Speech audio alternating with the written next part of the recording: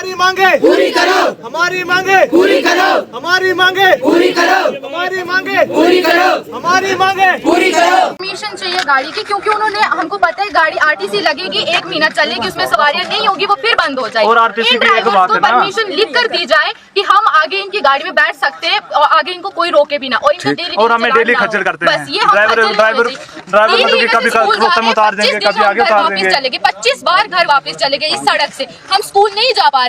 ये ऐसा थोड़ी होता है, हमको अगर घर जाना है वापस तो हमको सिर्फ स्कूल ही क्यों जाना है, अपना फ्यूचर देखना है ना हमको। अगर इन गाड़ियां हमको नहीं चढ़ाती, आरटीसी हमको नहीं चढ़ाती, तो हमने तो यहाँ पर बैठना है। हमारा आरटीसी हमें चढ़ाती है, आरटीसी हमारे लिए लगी पिछले साल 25 मिनट में वो हम्बल से खैनी पहुंचा रहे। 25 मिनट में छोटी गाड़ी, पैसेंजर गाड़ी, छोटी पैसेंजर गाड़ी खिलानी में नहीं पहुंची 25 मिनट में, और आरटीसी 25 मिनट में। पैदल भी गए, पैदल बरगरां से पैदल गए हैं। हम्बल से पैदल आओगे, भरगरां से पैदल आ पाओगे? या वो आएंगे? चाहते या तो इनको परमिशन दे, या तो हमें गाड़ी प्रोवाइड करें।